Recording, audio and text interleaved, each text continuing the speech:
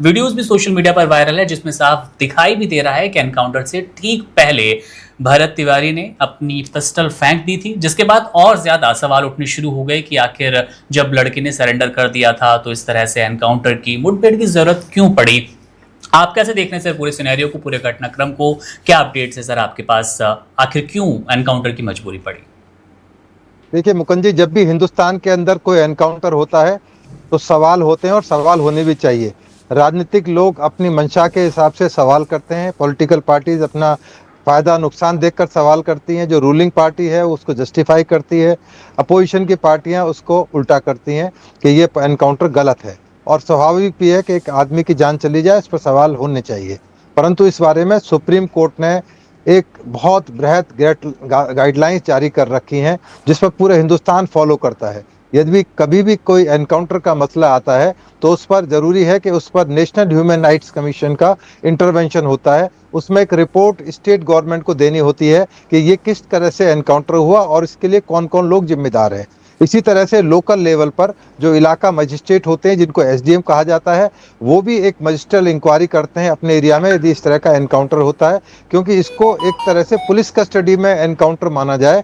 क्योंकि भारत भूषण तिवारी और पुलिस आमने सामने थे तो ये माना जाएगा कि he was in police custody. इसलिए पुलिस कस्टडी में जब होता है तो उसका जब पोस्टमार्टम होता है उसके भी एक प्रक्रिया के तहत होता है। उसकी तमाम वीडियो रिकॉर्डिंग की जाती है कि गोली कहाँ कहाँ लगी, खून कहाँ निकला, तमाम जो अंगों की क्या स्थिति थी। तो ऐसी स्थिति में जब एक मैटर सामने आया है, ये तमाम चीज़ें सोशल मीडिया के ऊपर हैं, केवल क्यास और अंदाज से ना देश चलता, ना कानून चलता, ना अदालत चलती। एक सिस्टम है, एक कानून है।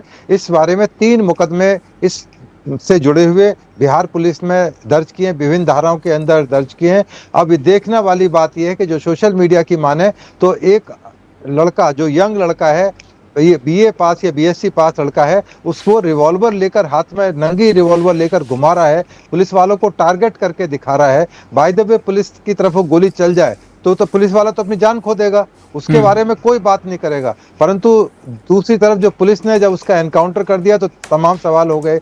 ये कोई स्टेट ऑफ बनाना नहीं है, ये डेमोक्रेटिक रिपब्लिक है। आपकी यदि कोई जायज मांग है, आप डेमोक्रेसी में विश्वास करते हैं, आप अदालत में विश्वास करते हैं, आप सीएम के खिलाफ जाना चाहते हैं, पीएम के खिलाफ जाना चाहते हैं। दुनिया के लोग पीएम के, मोदी जी के लिए और तमाम सीएम के लिए बातें कही जाती हैं। उत्तर प्रदेश के योगी जी के लिए एनकाउंटर स्पेशलिस्ट, बुलडोजर, तमाम तरह की चीजें कही जाती हैं। तो ये तमाम चीजें कहीं ना कहीं और तरह की चीज़ों को हिट करती है और इनका उद्देश्य कुछ और होता है। परंतु अब चूंकि एक एफआईआर दर्ज हो चुकी है, सामान्य प्रक्रिया है, हालांकि demand high court, supreme court के रिटायर्ड जस्टिस से कराए जाने की बात की जा रही है। तो ये पुलिस कस्टडी में जो ये एनकाउंटर माना जा रहा है, इसको लेकर तमाम सवाल उठ रहे हैं। परंतु इसके सवालों के जवाब के लिए हमें तीनों जो केसेस रजिस्टर हुए हैं उनके इन्वेस्टिगेशन का इंतजार करना होगा। उसमें क्या क्या साइंटिफिक एविडेंस है, क्योंकि अब जो नया कानून आया है भारतीय न्याय संहिता, उसमें इस चीज पर जोर दिया गया है कि जो भी डिजिटल एविडेंस आपके पास हैं वो तमाम साक्ष्य के रूप में माने जाएंगे, प्राइमरी एविडेंस के रूप में होंगे।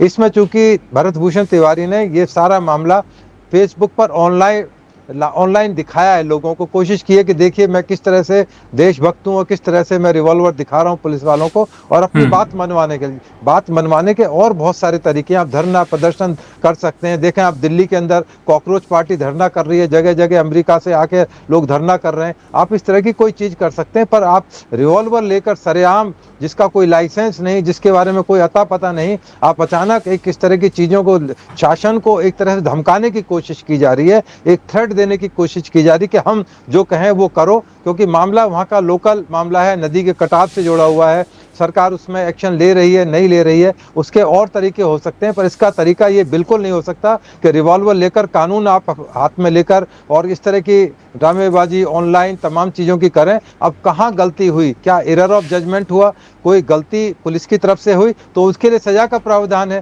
पुलिस वालों के लिए कठोरतम का सजा का प्रावधान है। इस मामले में एसएचओ और 3 और पुलिस वालों को सस्पेंड कर दिया गया। उनके जब तक वो जांच चलती है तब तक वो अपने पद पर नहीं आ सकते। निष्पक्ष जांच के लिए ऐसा किया गया है और ये सही भी है, क्योंकि लोगों के जो सवाल है यदि वो एसएचओ बने रहते या उनके जो स्टाफ इसमें एलर्ज बताया जा रहा है तो लोग सवाल करते हैं कि एसएचओ अपनी सीट पर बैठा है तो कैसे फेयर इन्वेस्टिगेशन हो सकती है। अब आप किसी चीज पर भी विश्वास ना करें, अदालतों पर भी ना करें, नेशनल ह्यूमन राइट्स कमीशन पर भी ना करें, तमाम प्रक्रियाओं पर सवाल उठाएं, तो इसका कोई जवाब किसी के पास इस दुनिया में तो नहीं है, भारत में तो एटलीस्ट नहीं है। तो इसलिए सभी को इंतजार करना चाहिए। कोर्ट है, अदालत इसमें कॉग्निजेंस लेंगी। तीनों एफआईआर की जब इन्वेस्टिगेशन पूरी हो जाएगी तब उसके बारे में प्रक्रिया एक अपनाई जाती है। और इस मामले के अंदर भी क्लियर गाइडलाइंस है, जो लोकल पुलिस है जिसके खिलाफ एलिगेशन है वो उसकी इन्वेस्टिगेशन ना करे, थर्ड कोई एजेंसी हो जैसे सीबीआई है या एनआईए है या दूसरे जो पुलिस एसआईटी फ्रेम करती है स्टेट गवर्नमेंट, उनकी जांच कराई जाए और जितने भी एविडेंसेस है उसको कलेक्ट किया जाए। ये तमाम जांच का विषय है, कहां से वो बिल्कुल। असला लेकर आए। आपने भी जैसे शामिल किया इसमें कि 4 पुलिसकर्मियों के सस्पेंड होने की खबर है, क्योंकि एक ऐसा लड़का जो कि देशभक्त के रूप में खुद को प्रेजेंट करता था, उसके कई वीडियोस भी ऐसे आए हैं जिसमें उसने अपने निधन के बाद अंगदान की बात की है, भारतीय सेना की तरफ अपना लगाव जुटाया है, और तमाम ऐसे वीडियो जिसमें बार बार वो अपने गांव के हित की, कह लीजिए राष्ट्र हित की बातें करता नजर आया। लेकिन उसके बाद फिर एनकाउंटर की खबर आती है। एनकाउंटर की खबर के ठीक बाद जब जांच होती है तो 4 पुलिसकर्मी निलंबित किए जाते हैं। फिलहाल जांच अभी जारी है। तो सर, कहीं ना कहीं जब एक तरफा आक्रोश था कि ये एनकाउंटर क्यों हुआ, एनकाउंटर क्यों हुआ, और वीडियो भी वही बयां कर रहा है, उसके बाद जब ये निलंबन की खबर आती है तो ये कहीं ना कहीं सर मामले को और फंसाती नजर नहीं आती? या सिर्फ जांच के दायरे में अभी से हम समझ ले, या वास्तविक कोई कमी हुई होगी उन पुलिसकर्मियों द्वारा एनकाउंटर के दौरान की जल्दबाजी में, जैसा कि आपने एरर ऑफ जजमेंट की बात की, ऐसा कुछ होता नजर आया? कैसे देख रहे हैं सर आप सिनेरियो को? देखिए, पुलिस वालों को सस्पेंड किया गया है। जो प्रथम दृष्टया प्राइमा फेसाई जिस तरह से वीडियो में ऑनलाइन दिखा रहे हैं कि उसने अपनी रिवॉल्वर पिस्टल जो भी थी उसको फेंक दिया है, उसके बाद जो टाइम गैप थे उस गैप के दौरान में क्या ऐसा कारण हुआ कि पुलिस वालों ने फायरिंग की और उसकी वजह से उसकी डेथ हो गई। तो ये एक जांच का विषय है कि उस दौरान में जब उसने गन फेंकी है और उसके बाद में पुलिस ने फायरिंग की है तो क्या उसमें फैक्ट थे, क्या ऐसे लकुना थे तो शायद वो वीडियो में आए हैं, नहीं आए हैं। तमाम चीजें, मोबाइल पुलिस उसका कब्जे में ले चुकी है, उसकी जांच की जाएगी, उसकी फॉरेंसिक जांच की जाएगी, और कौन कौन लोग इससे जुड़े हुए थे। क्योंकि ये तमाम अच्छी बातें हैं कि वो बड़ा देशभक्त आदमी था, बड़ा अच्छी बातें करता था, देश हित की कानून की बात करता था, पर दूसरी तरफ देखा जाए तो वो देशभक्त नहीं, एक क्रिमिनल की तरह व्यवहार कर रहा था, जैसे अपराधी व्यवहार करते हैं कि रिवॉल्वर लिया, मेरी बात मानो। वेदभूषण जी, हाथ में हथियार लेकर पुलिस को डराने की कोशिश करना, अपने आप को हीरो की तरह पेश करना, ये बिल्कुल भी एक सभ्य समाज में तो नहीं है जहां पर कानून का राज होता है। लेकिन एनकाउंटर भी सर एक खास परिस्थिति में किया जाता है जब अपराधी पुलिस के नियंत्रण से बाहर हो जाता है, भागने की कोशिश करता है, और भी तमाम परिस्थितियां ऐसी बनती हैं। उसमें भी घुटने के नीचे गोली मारने का प्रावधान है। ऐसी जगह गोली नहीं मारी जानी चाहिए जिससे उसकी जान चली जाए, घायल किया जाना चाहिए, ऐसा कहा जाता है। इसमें भी यही बताया जा रहा है। अब ना मैंने पोस्टमार्टम रिपोर्ट देखी है, शायद आपके ऑफिस में भी नहीं होगी, उसमें पोस्टमार्टम रिपोर्ट में क्लियर होगा क्या उसके चेस्ट में गोली मारी गई, पैरों में गोली मारी गई। जो प्राथमिक तौर पर पता लग रहा है, चूंकि अस्पताल दूर था या ले जाने में देरी हो गई तो जो ब्लडिंग थी वो बहुत ज्यादा ब्लड हो गया। बॉडी एक ऐसी चीज है, उसमें पैर के अंदर भी चोट लग जाए और आदमी घंटों पड़ा रहे तो वो मर जाता है, क्योंकि ब्लडिंग इतनी ज्यादा हो चुकी होती है कि उसके ब्लड का जो सिस्टम है वो काम करना बंद कर देता है। तो इसलिए तमाम चीजें जांच का विषय है। इसमें चूंकि फॉरेंसिक भी इन्वॉल्व है, जो डॉक्टर्स का पोस्टमार्टम के लिए एक पैनल बैठेगा वो भी अपनी रिपोर्ट्स बताएगा कि कौन सी इंजरी की वजह से उसकी डेथ हुई, क्या ब्लड ज्यादा निकलने की वजह से होगी या टाइमली उसको डिस्प्लेस नहीं किया गया। परंतु इसको बहादुरी का तमगा या इसको कोई राष्ट्रपति मेडल नहीं दिया जा सकता ऐसे अपराधियों के लिए। यदि ऐसे आदमी जैसे बताया जा रहा है मानसिक तौर पर विक्षिप्त था, तो क्या मानसिक तौर पर विक्षिप्त था भी या नहीं था? प्राथमिक तौर पर तो लगता है कि मेंटल अनस्टेबल लड़का था, उसकी जो मानसिक स्थिति ठीक नहीं थी। कोई भी नॉर्मल कोर्स का कोई भी स्टूडेंट या लड़का, इतना खूबसूरत लड़का जो उसकी बॉडी दिखाई जा रही है,